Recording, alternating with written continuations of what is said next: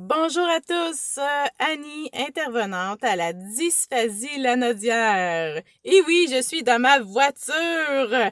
Donc, j'ai quelques exercices que vous pouvez faire afin que le trafic, le retour à l'école, soit stimulant. On va travailler la stimulation du langage avec vos enfants. Donc, vous pouvez commencer par jouer à Categories dans la voiture. Alors, je pense à quelque chose, un mot, qui commence par N.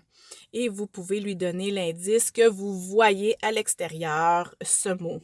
Donc, N comme nuage. Donc, ça va chercher le langage, le vocabulaire. Vous pouvez aussi aller pratiquer les devinettes. Ça, c'est très le fun pour tout le monde. Donc, je pense, par exemple, à un animal. Là, l'enfant doit poser des questions. Est-ce qu'il est poilu? Est-ce qu'il a 4 pattes? Est-ce qu'il vit dans une ferme? Est-ce qu'il est de couleur blanc? Est-ce qu'il a des taches? Ainsi de suite, jusqu'à temps qu'il vous trouve le mot à laquelle vous pensez. Et vice-versa. C'est chacun son tour dans la voiture, sinon ça fait des conflits. Donc, ça travaille beaucoup l'accès lexical, bien sûr.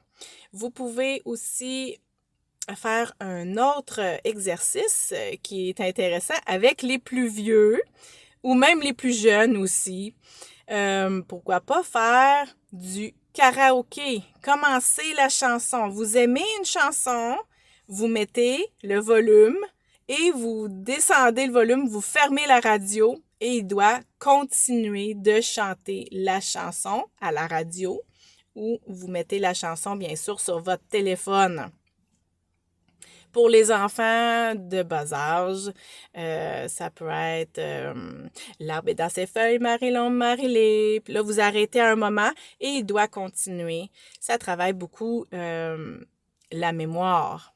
Et c'est très amusant pour tout le monde. Donc, même pour les adultes aussi.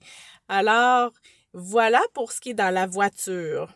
J'aimerais vous dire deux, trois trucs. Quand l'enfant cherche le mot, il cherche, il n'est pas aussi rapide parfois que nous. Nous, c'est évident quand on a un mot dans la tête, mais donnez-lui pas tout de suite la réponse. Laissez-les chercher. Alors, quand il cherche dans sa tête, je vous dis stop.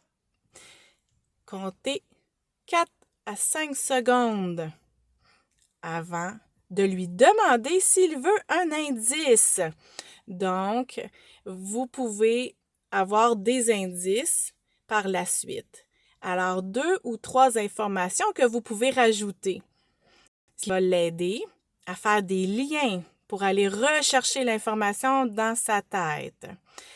Vous pouvez utiliser, par exemple, le lieu, sa fonction, sa catégorie du mot qu'il recherche, bien sûr. Vous pouvez les ressemblances, les différences, tout dépendant du mot qu'il recherche. Donc, si vous voulez avoir plus de trucs, évidemment, vous pouvez nous appeler, vous pouvez nous écrire, donc via Facebook.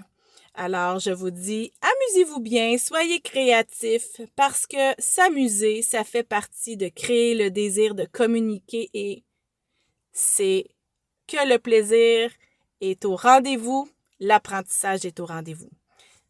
À bientôt. Merci.